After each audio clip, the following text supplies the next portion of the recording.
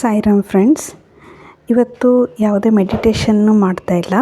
ಇವತ್ತು ನಾವು ಬದುಕಿನಲ್ಲಿ ಬೇಕಾಗುವಂಥ ಒಂದು ಇಂಪಾರ್ಟೆಂಟ್ ಥಿಂಗ್ ಬಗ್ಗೆ ಮಾತಾಡೋಣ.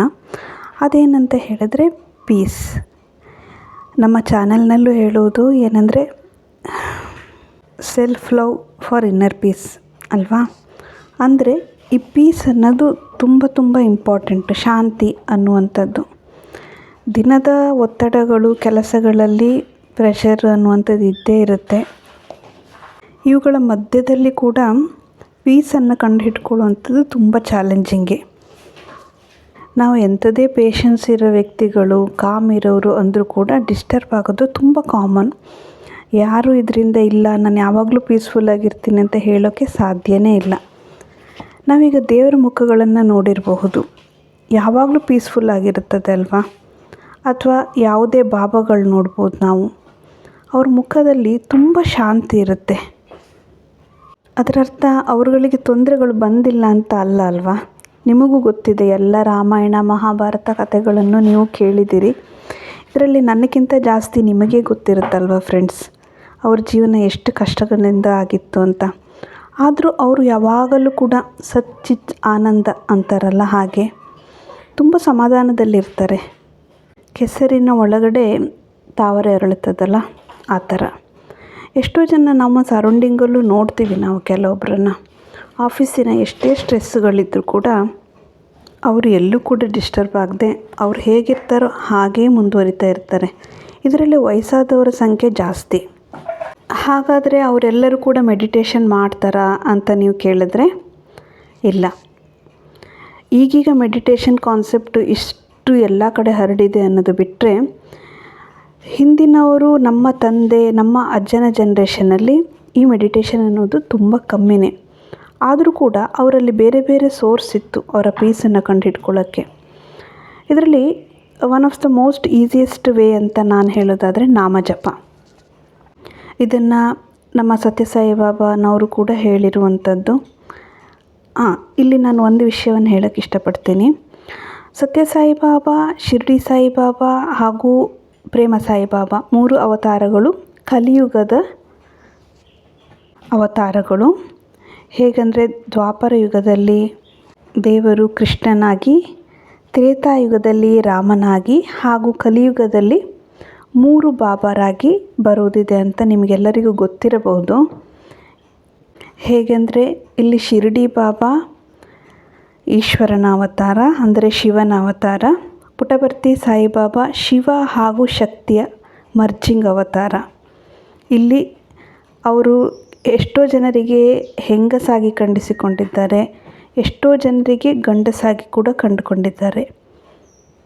ಈಗ ನನ್ನ ಎಕ್ಸ್ಪೀರಿಯನ್ಸೇ ಹೇಳೋದಾದರೆ, ಯಾವಾಗ ಅವರು ಒಂದು ತಾಯಿ ರೂಪದಲ್ಲಿ ಬರಬೇಕು ಅಂಥ ಸಮಯಗಳಲ್ಲಿ ಅವರ ಕನಸು ನನಗೆ ಹೆಂಗಸಿನ ರೂಪದಲ್ಲೇ ಬಂದಿದೆ. ಹಾಗೆಯೇ ಪ್ರೇಮ ಸಾಯಿ ಶಕ್ತಿ ಅವತಾರ. ಬಾಬರ ಆಶ್ವಾಸನೆಯಂತೆ ಕರ್ನಾಟಕದಲ್ಲಿ ಹುಟ್ಟುವ ಸಂಭವವಿದೆ, ಇನ್ನಷ್ಟೇ ಕಾದು ನೋಡಬೇಕು.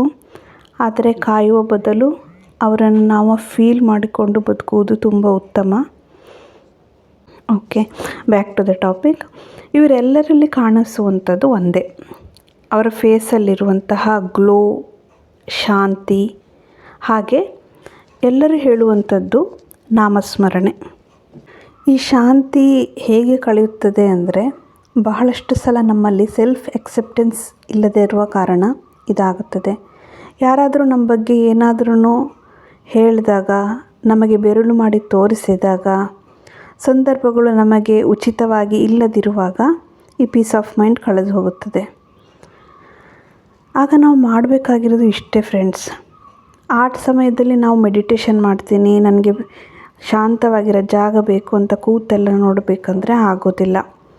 ಸೊ ನಾವೇನು ಮಾಡಬಹುದು ಅಂದರೆ, ಯಾವ ಜಾಗದಲ್ಲಿ ಕೂತಿದ್ದೀವೋ ಅಲ್ಲೇ ಒಂದು 5 ನಿಮಿಷ ನಿಮಗೆ ಇಷ್ಟವಾದ ದೈವ ಅಥವಾ ನಿಮ್ಮ ಯಾವುದೇ ನಂಬಿರುವಂತಹ ಗುರುಗಳಾಗಿರಬಹುದು, ನಿಮಗೆ ಗೊತ್ತೇ ಇದೆ, ಇದು ತುಂಬ ಸುಲಭ, ನಾನು ಏನಿದನ್ನು ಎಕ್ಸ್ಪ್ಲೇನ್ ಮಾಡೋ ಅವಶ್ಯಕತೆಯೇ ಇಲ್ಲ. ಆ ದೇವರ ಹೆಸರನ್ನು ಒಂದು 108 ಸಲ ನೀವು ಮಾಲವನ್ನು ಉಪಯೋಗಿಸ್ತಿದ್ರೆ ಬಹಳ ಒಳ್ಳೆಯದು. ಯಾಕಂದರೆ ನೀವಲ್ಲಿ ಕೌಂಟ್ ಮಾಡುವಂಥ ಪ್ರಮೇಯ ಬರೋದಿಲ್ಲ. ಒಂದೊಂದು ಬೀಡ್ಸನ್ನು ಇಟ್ಕೊಂಡು 108 ಸಲ ಒಂದು ಮಾಲ ಕಂಪ್ಲೀಟ್ ಮಾಡಿದ್ರೆ ಮುಗ್ದೋಗ್ಬಿಡುತ್ತೆ. ಇಲ್ಲ ಅಂತ ಹೇಳಿದ್ರೆ ಒಂದಷ್ಟು ಸತಿ ನೀವು ನಿಮ್ಮ ಇಷ್ಟ ದೈವದ ಹೆಸರನ್ನು ಹೇಳ್ಕೊಳ್ಳಿ, ಮನಸ್ಸಿಂದ ಹೇಳ್ಕೊಳ್ಳಿ, ಸಾಕಾಗುತ್ತೆ. ಬಹಳಷ್ಟು ನಿಮಗೆ ಪೀಸ್ ಆಫ್ ಮೈಂಡ್ ಇಮಿಡಿಯೇಟಾಗಿ ಬರುತ್ತೆ. ಇದನ್ನು ನಾನು ಪ್ರಾಕ್ಟಿಕಲಾಗಿ ಮಾಡಿದ್ದೀನಿ. ಅಲ್ಲದೆ ಇದು ಯೂನಿವರ್ಸಲ್ ಸಾಧನ ಅಂತಾರಲ್ಲ, ಆ ಥರ. ಇದಕ್ಕೆ ನೀವು ಒಂದು ಪರ್ಟಿಕ್ಯುಲರ್ ಜಾಗ ಹುಡುಕಬೇಕು, ಸ್ನಾನ ಮಾಡಬೇಕು, ಮತ್ತೊಂದು ಇದೆಲ್ಲ ರೂಲ್ಸ್ಗಳನ್ನು ಬಿಟ್ಟುಬಿಡಿ ಫ್ರೆಂಡ್ಸ್. ಒಳ್ಳೆಯ ಮನಸ್ಸಿನಿಂದ ನಾನು ಮಾಡಬೇಕು ಅಂತ ಮಾಡ್ತಿರಲ್ಲ ನೀವು, ಅದೇ ಎಲ್ಲಕ್ಕಿಂತ ದೊಡ್ಡದು. ಅವ್ರು ಹೇಳಬಾರ್ದು, ಇವ್ರು ಹೇಳಬಾರ್ದು, ಇದನ್ನೆಲ್ಲ ತಲೆಯಿಂದ ತೆಗೆದುಬಿಡಿ. ನಿಮಗೆ ಯಾವ ದೇವ್ರು ಇಷ್ಟ ಆ ದೇವರನ್ನು, ಆ ದೇವರ ಹೆಸರನ್ನು 108 ಸಲ ಹೇಳ್ಕೊಂಡು ನೋಡಿ. ಖಂಡಿತವಾಗಿಯೂ ನಿಮಗೆ ಪೀಸ್ ಅನ್ನೋದು ಸಿಕ್ಕುತ್ತೆ. ಅದರೊಟ್ಟಿಗೆ ಎಷ್ಟೊಂದು ಎನರ್ಜಿ ನಮ್ಮ ಬಾಡಿಯಲ್ಲಿ ಫ್ಲೋ ಆಗುತ್ತಂದರೆ ನೀವು ಇಮ್ಯಾಜಿನ್ನು ಮಾಡೋಕ್ಕಾಗಲ್ಲ. ಅಷ್ಟು ಪವರ್ಫುಲ್ ಈ ನಾಮ ಮಂತ್ರಗಳು, ಜಪಗಳು ಕೂಡ ಹಾಗೆ. ಆದರೂ ಕಾಮನ್ ಮ್ಯಾನ್ ಆಗಿ ನಮಗೆ ಕೆಲವೊಂದನ್ನು ಪರಿಸ್ಥಿತಿಗಳಿಗೆ ಅನುಗುಣವಾಗಿ ಕಲ್ತ್ಕೊಳ್ಳೋಕ್ಕಾಗೋದಿಲ್ಲ. ಹಾಗಾಗಿ ಬರೀ ನಾಮ ಜಪ, ಯಾವುದೇ ದೇವರಾಗಿರಲಿ, ಇವತ್ತಿಂದ ನಿಮ್ಗೆ ಯಾವಾಗ ಸ್ಟ್ರೆಸ್ ಆಗುತ್ತೆ ಒಂದು 108 ಸಲ ಹೇಳ್ಕೊಂಡು ನೋಡಿ, ಬದಲಾವಣೆ ನೀವೇ ಅಬ್ಸರ್ವ್ ಮಾಡ್ತೀರಿ.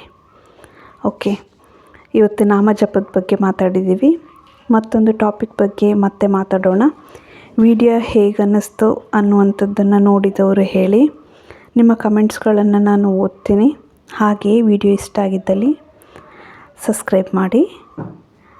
ಸರ್ವೇ ಜನ ಸುಖಿನೋ ಭವಂತು. ಪೀಸ್.